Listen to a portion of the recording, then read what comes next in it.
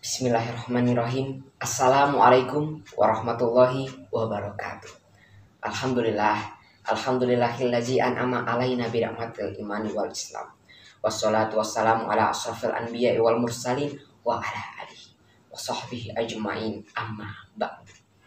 Tiada kata yang paling indah, tiada kata yang paling manis selain mengucapkan puja dan puji syukur kita kehadirat Allah Subhanahu wa Ta'ala yang senantiasa memberikan kita beribu-ribu nikmat, bermacam-macam nikmat, terutama nikmat iman wal Islam serta sehat walafiat. Salawat bertangkaikan salam tak luput kita haturkan kepada junjungan besar umat Islam, Nabi penutup para nabi, Nabi yang tidak pernah kelenteng agung, tapi namanya selalu agung. Nabi yang tidak pernah makan kue cucur, tapi perkataannya selalu jujur. Siapa lagi kalau bukan Habibina wa Syafi'ina wa Maulana Muhammadin, yang telah membawa umatnya dari zaman berpeletok sampai zaman goyang TikTok, dari zaman kegelapan hingga zaman terang benderang seperti sekarang ini. Minal zulumati ila nur. Hadirin wal hadirat yang dirahmati oleh Allah. Perkenalkan, nama saya Muhammad Ahsan Arafi, dan pada kesempatan kali ini saya akan membawakan pidato yang berjudul Tantangan Remaja Islam di Era Milenial.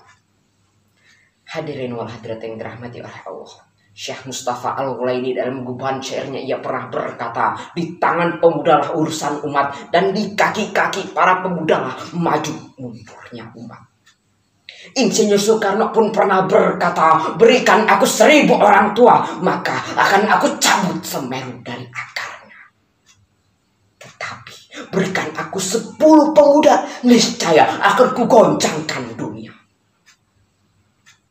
Pernyataan tersebut mengilustrasikan bahwasanya pemuda di zaman sekarang merupakan agent of change, pelanjut sejarah, penerus cerita, penyambung tongkat estafet dari perjuangan dan cita-cita orang tua mereka. Sebagai buktinya, ketika Rasulullah SAW dibunuh oleh kafir Quraisy, muncullah Ali bin Abi Thalib.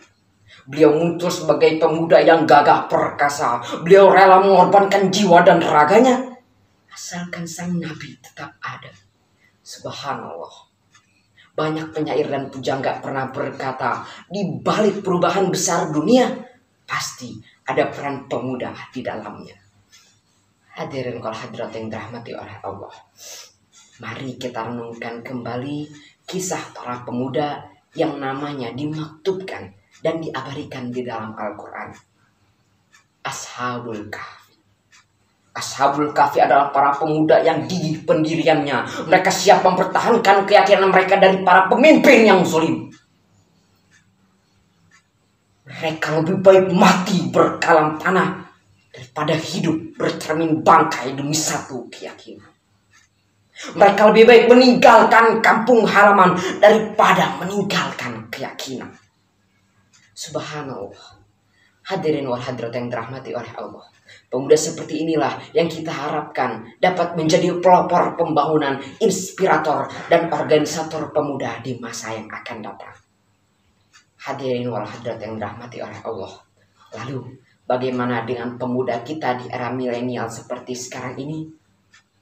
Alhamdulillah, kita patut berbangga bahwasanya masih banyak dari pemuda kita yang giat menuntut ilmu, bahkan tidak sedikit dari mereka yang mampu menciptakan teknologi-teknologi berdaya guna bagi nusa, bangsa, dan agama. Namun hadirin, kita tidak dapat menutup mata bahwasanya masih banyak dari pemuda kita yang terbius oleh pergaulan bebas, seks bebas, perjudian, narkoba, pembunuhan.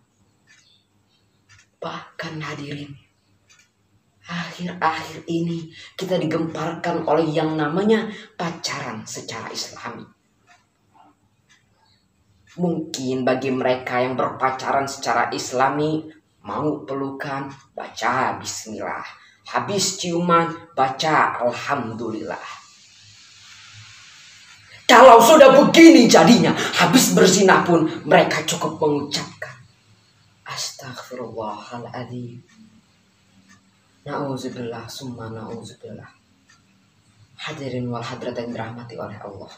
Lalu, apa yang harus kita lakukan sebagai pemuda di era milenial seperti sekarang ini? Yang harus kita lakukan adalah sing-singkan dengan baju, kita rapatkan barisan kita kuatkan iman kita, dan kita gerakan amal ma'ruf nahi mungkar sejalan dengan perintah Allah dalam surat Al-Luqman ayat 17 yang berbunyi, A'udzubillahi minasyaitonirrajim, bismillahirrahmanirrahim. Ya bunayya aqimis sholata wa'mur bil ma'rufi wanha 'anil munkar wasbir 'ala ma as-sabati inna dzalika min azmil umur. Wahai anakku, dirikanlah sholat dan suruhlah mereka berbuat yang baik dan cegahlah mereka dari perbuatan yang mungkar.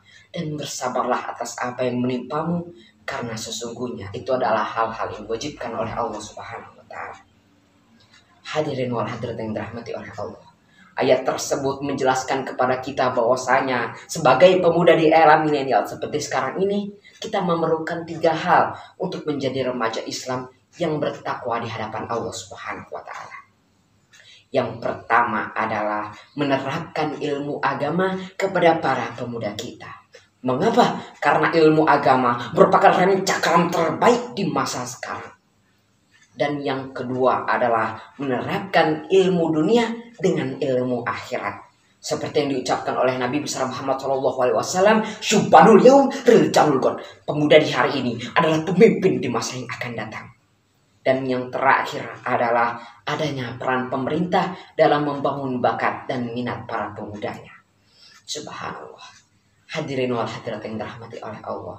Kesimpulan yang dapat saya ambil dari pidato saya kali ini adalah kita sebagai pemuda di era milenial harus menjadi pelopor para pemuda kita di masa yang akan datang. Karena Nabi besar Muhammad SAW pernah mengatakan, Syubbanul yaum riljalul gon. Pemuda di hari ini adalah pemimpin di masa yang akan datang. Mungkin sekian yang dapat saya sampaikan. Kurang lebihnya mohon maaf. Wabillahi taufiq wal hidayah. Assalamualaikum warahmatullahi wabarakatuh.